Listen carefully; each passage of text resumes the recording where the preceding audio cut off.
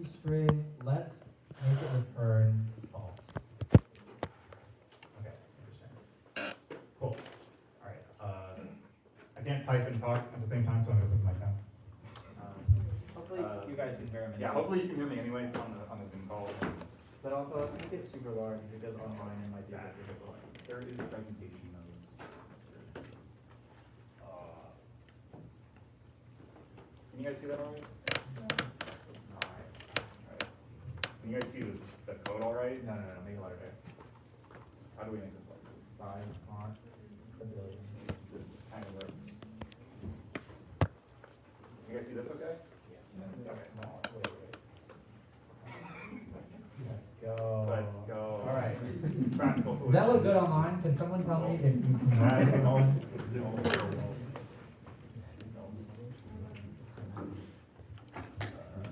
All right, everyone, looks good. Cool.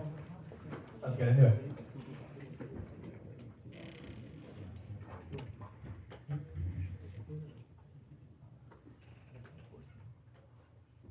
Okay. Hopefully this is seeable on the presentation. All right. So first we'll have to have Rome, self. Sorry guys, we're trying to figure out the best way to display this. Hopefully that.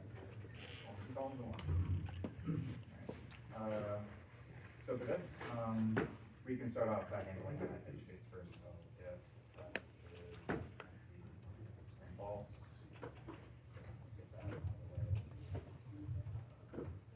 Okay, so for this solution, I'm thinking that we could do something like breaking this down into subproblems, because this could potentially be a really good use case for recursion.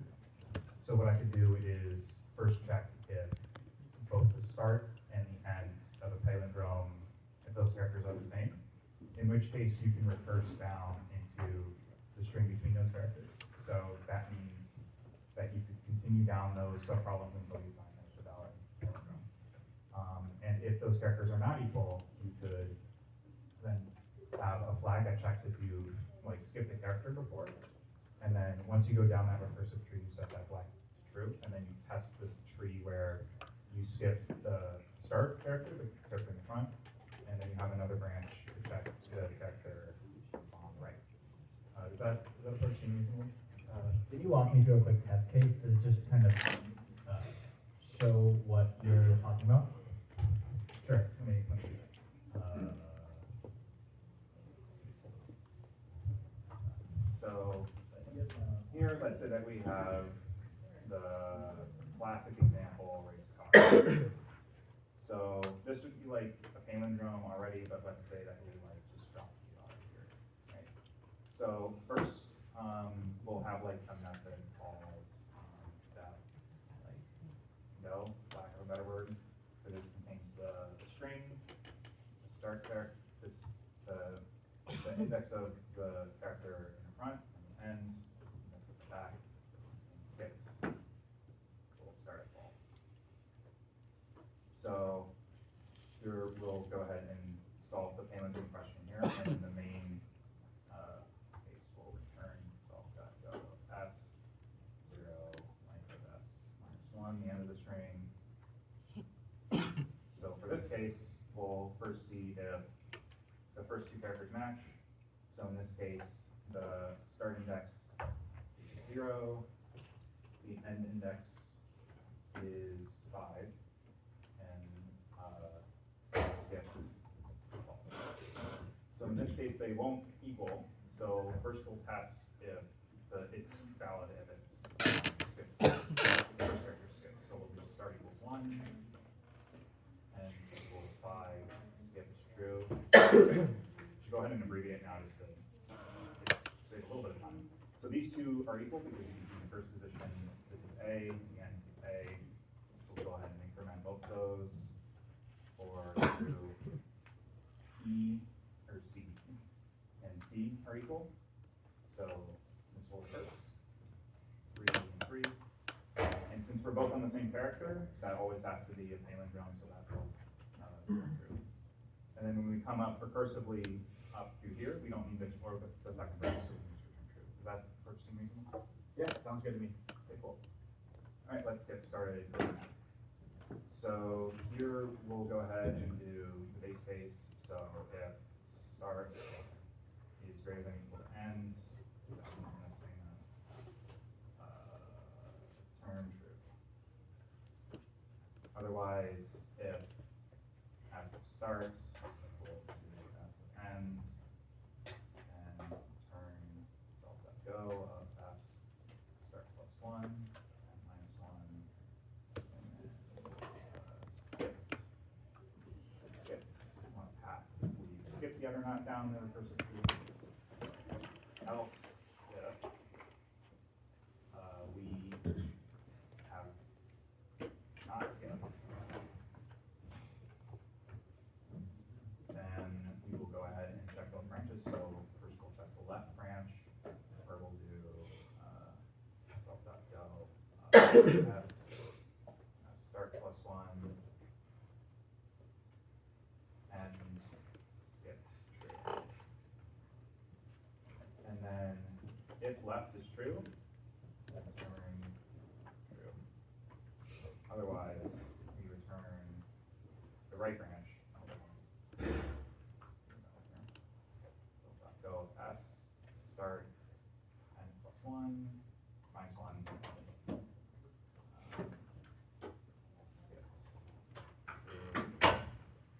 And then if right, or actually we can just return right.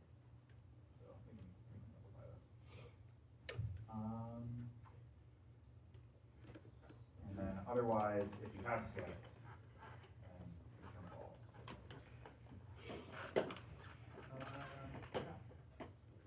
So that should be the solution that we talked about. Cool, okay, that makes sense. Let's make it a little bit more. Hopefully it's still visible. Okay. Alright, one page. Okay. So, yeah, let's just go through Another test case, I think it would be nice to really hammer it down with another test case, one where perhaps the output is false. Okay. So in this case, we can do something like this here. What's a good test case for this? I mean, we have the empty string, but that's kind of defeating the purpose a little bit. We could do something like car. Just keeping it simple here. So we're going to use the same format as the above test case, but let's try this. So this will start it at 0 to false. So next, these two are not equal. So first we'll test the first branch, 0 to true. C is not equal to R, right? So this recurses down, set skips to true. We'll check A and R. That is not equal. So this skip is skipped. Skipped is true. Therefore, it goes down and turns true. So that means you will come back up to the root, and then you will check the right side of the branch. So now it's 0, 1, true.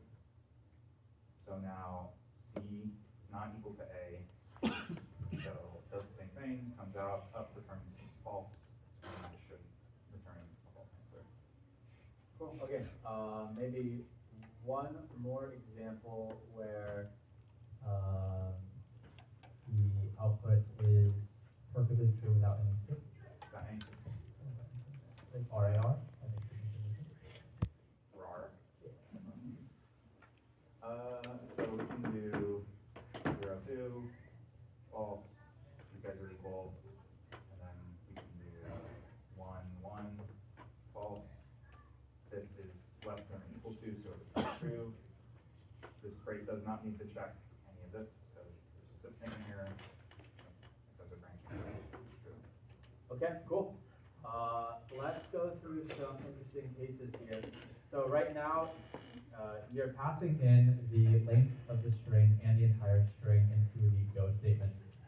What would be the order, time, and space complexity here?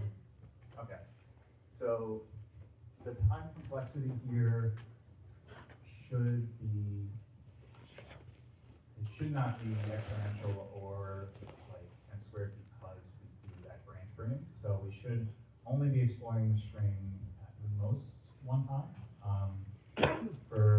So that should come out to roughly order n, either exploring the string once or twice, either way simplifies down the whole time.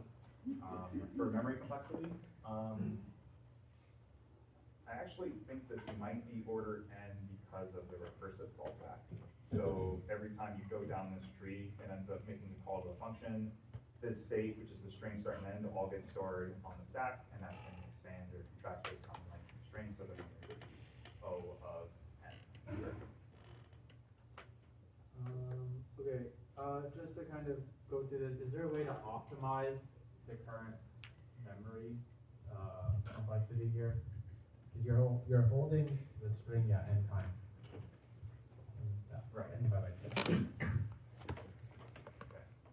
So what do you mean by that exactly? Like, Yeah, so right now, in the, when we're going down the stack, you're holding the string right. in the stack, and then you hold it again in the stack because you're passing it infinite times. Is there a way to optimize that such that you don't have to keep passing in the entire string into the memory? Yeah, give me one moment. I think what we could do is, we could do this iteratively, but it would be a little tricky. You'd be able to do it iteratively to avoid a stack, but that means that you need to both find out a way to skip, like, on both ends, and also validate that it's a palindrome, because we're kind of cheating a little bit with like the subproblems. So maybe what we could do is we could have like a 2-pointer solution where we have an iterative loop where, like, while true, set start and end to basically the same parameter up here. And then for each, every time you go through the 2-pointer solution, check if it's a palindrome from those 2 points. If so, do the same sort of logic for the increment start, decrement end in this loop.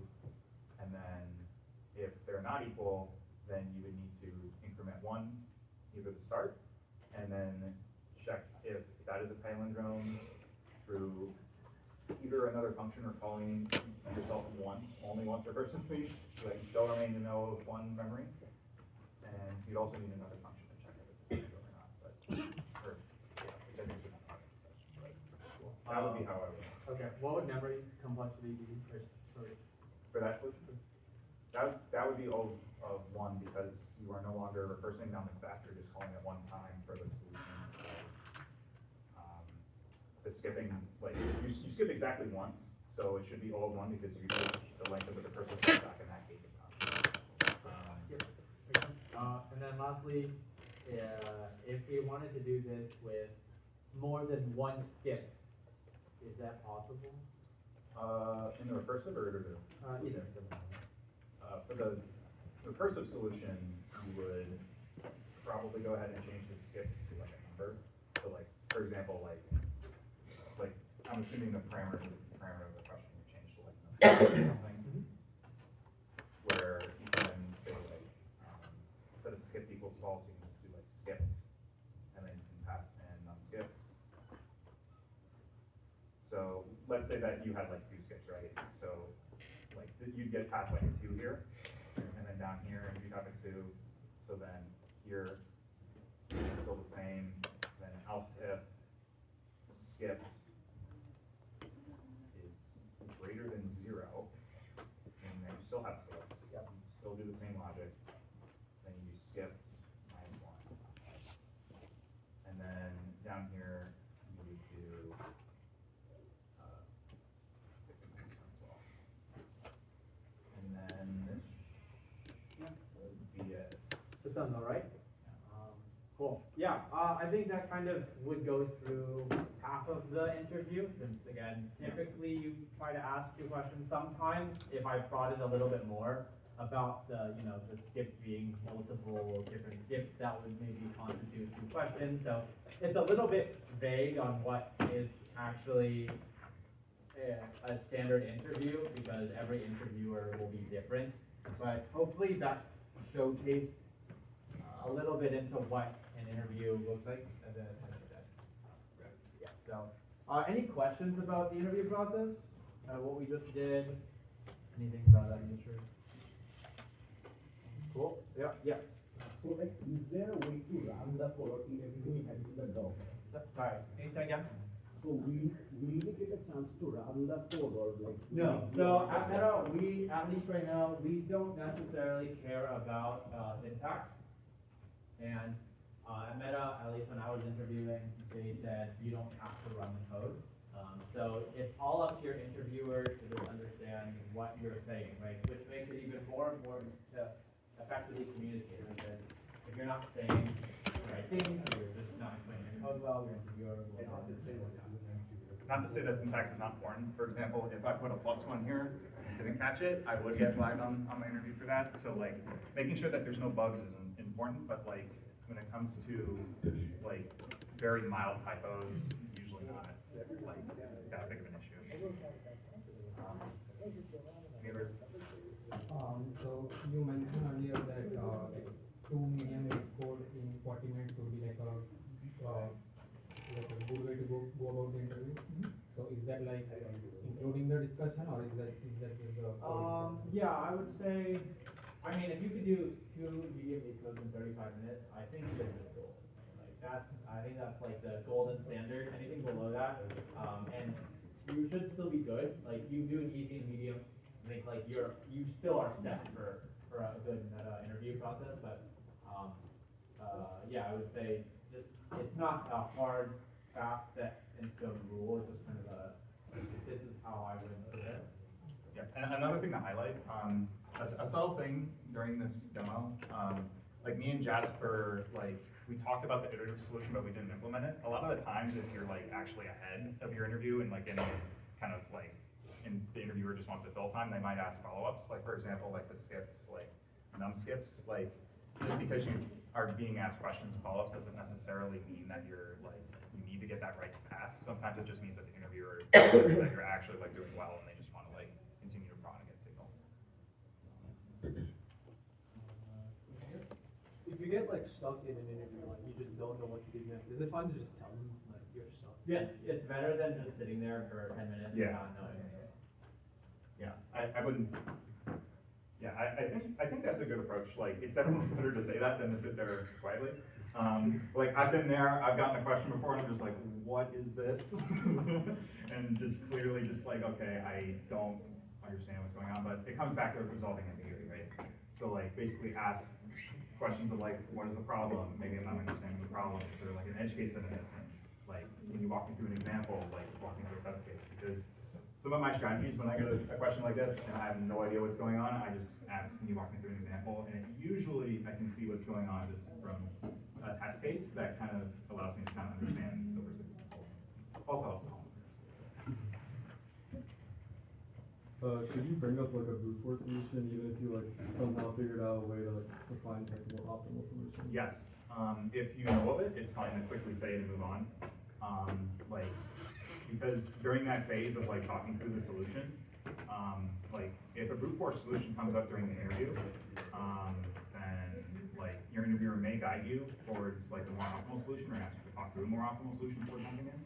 So that's why we recommend to talk before coding, is because like they may want to like see you jump into the optimal solution to save you time, so that you have a better chance of succeeding. Online, do you think it's better in focusing for this type of interview with a language in specific? No, Meta does not care about what language you use, so feel free to use your most comfortable language. I'm going to be a little controversial and maybe biased.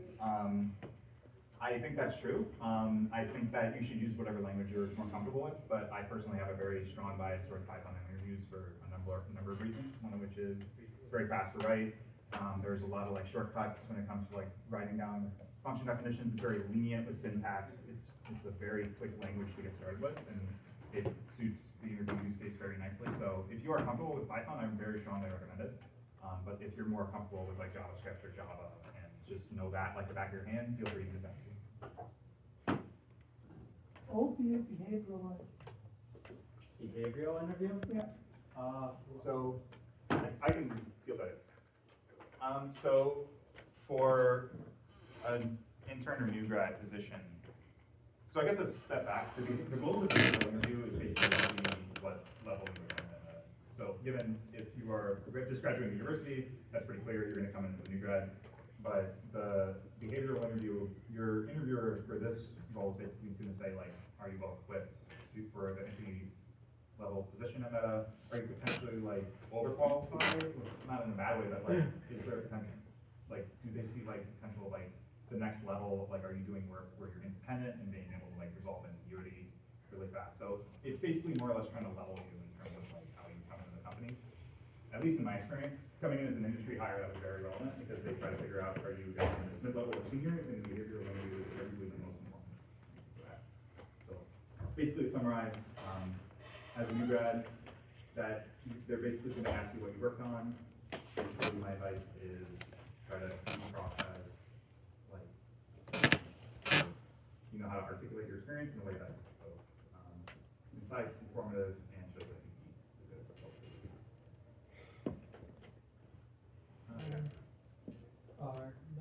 Do ML roles usually require a code interview like during the interview process, or is it I'm sorry, could you repeat? for the machine learning roles?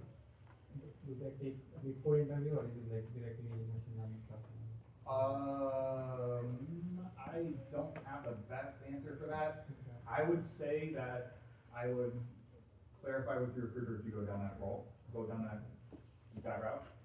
They're gonna basically walk you through whether or not you go through strictly a coding interview like this, or whether or not you go through a machine learning interview.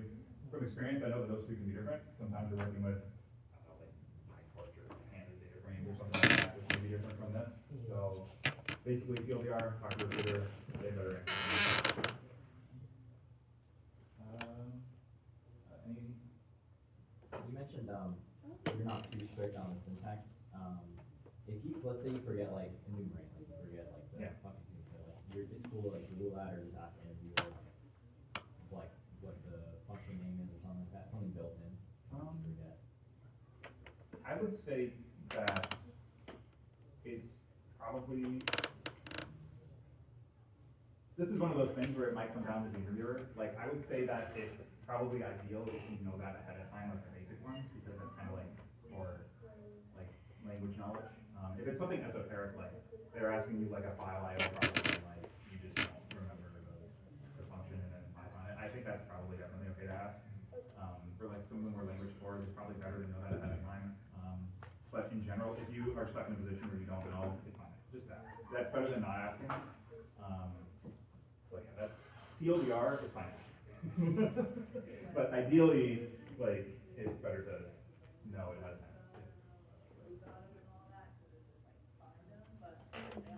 Anyone else? Any other questions? Oh. So for you, your grad applications, would you say that you should spend a lot of time studying classes? If you are coming in as a new hire, meaning IC3 at Meta, I would say no, because those interviews you will not get here at Meta. Those come up more once you start getting like industry experience, like 1 to 2 years, and then you go to your second job. That's where it doesn't come up. Your mileage may vary with different big tech companies. Yes. At Microsoft, yeah, they asked me about vacation. I did not know, but yeah. I almost failed my class. Yeah, so it's definitely, at least at Meta, you're safe from learning about that or studying. And now I work with databases at my job every day. Anything else? Otherwise, yeah, final takeaways, kind of same thing that we've been talking about, and then I think for anyone else who, didn't get the resume Yes, selection QR code. process one last time, this is just to make sure that you get put in the UCF recruiting pool.